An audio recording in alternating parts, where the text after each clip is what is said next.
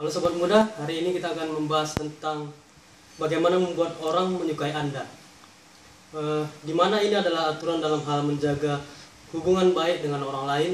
Ternyata itu sangat penting karena kita adalah anak-anak Tuhan yang saling mengasihi dan saling menghargai.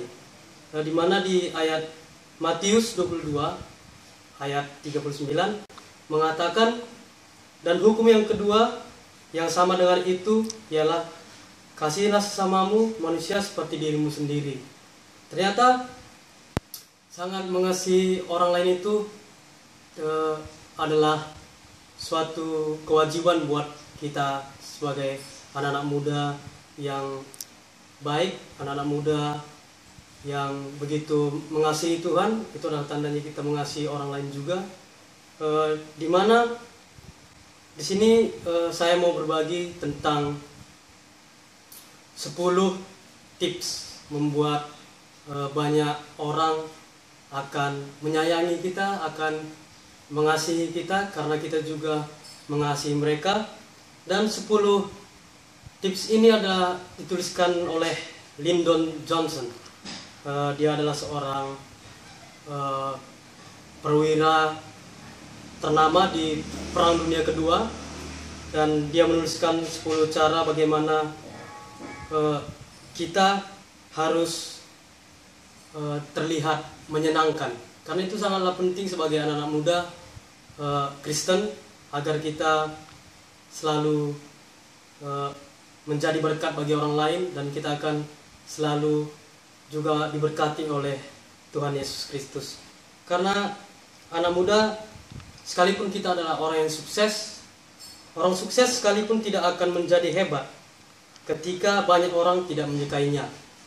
Karena ketika orang lain tidak menyukai kita, karena mungkin kita kurang membuat mereka merasa kita kasihi, mungkin mereka kurang merasa bahwa kita ini menjadi berkat.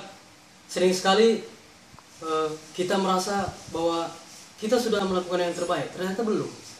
Ternyata mereka sendiri merasa kita banyak kekurangan dan kita kurang menjadi berkat. Karena kita tidak menyadari bahwa kita ternyata kurang membuat orang senang, kurang membuat orang merasa dipedulikan oleh kita.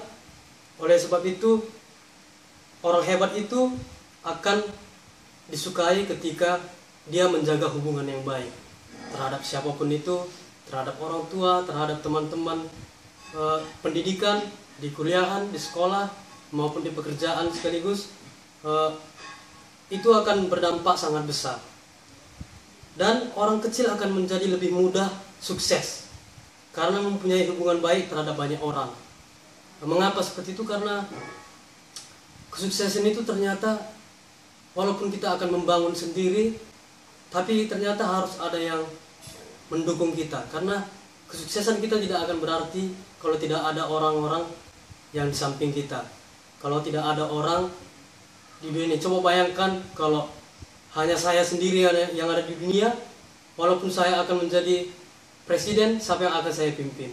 Dan itu adalah tandanya bahwa kita harus saling menghormati, saling mengasihi, dan kesuksesan kita akan berarti dan mahal harganya ketika kita mengasihi orang lain, ketika kesuksesan kita itu bisa kita berbagi kepada seluruh orang yang ada di sekeliling kita. Di ayat Roma 12 ayat 9-10 saya akan bukakan di dalam nama Tuhan Yesus Kristus, di mana ayat ini sangat memberkati diri saya sendiri. Di Roma 12 ayat 9-10 mengatakan, hendaklah kasih itu jangan pura-pura, jauhilah yang jahat dan lakukanlah yang baik. Hendaklah kamu saling mengasihi sebagai saudara dan saling mendahului dalam memberi hormat.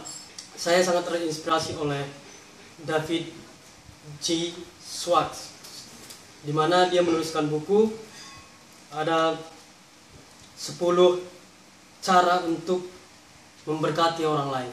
Ada 10 cara untuk membuat orang lain senang, membuat orang lain diberkati.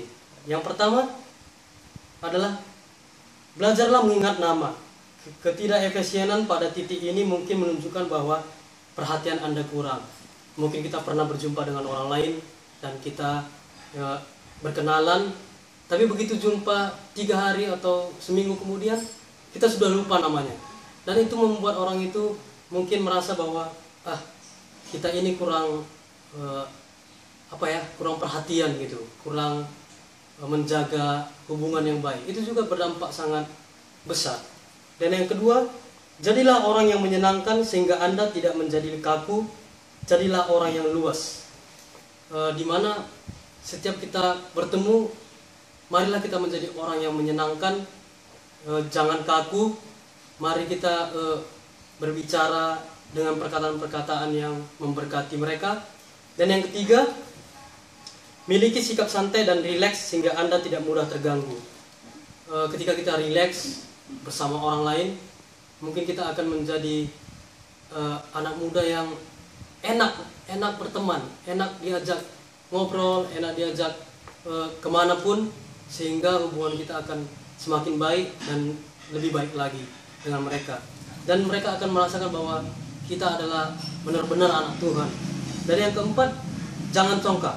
Hindari kesan bahwa Anda sok tahu. Kalau kita mungkin berkesan mengajari mereka, terlalu sering membuat mereka merasa bahwa ini orang sok tahu, kita akan menjadi sedikit dijauhi mungkin.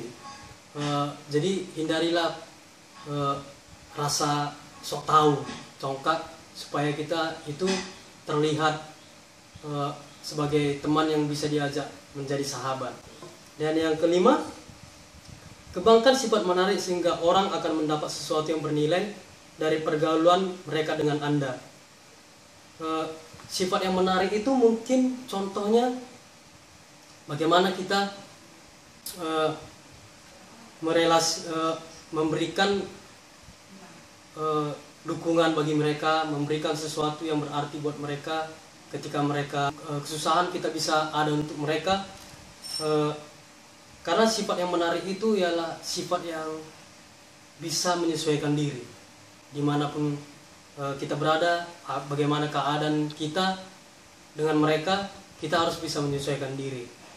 Dan yang keenam, usahakan mendapat unsur kasar di dalam kepribadian Anda, bahkan unsur yang mungkin tidak Anda sadari. Mungkin seperti ini.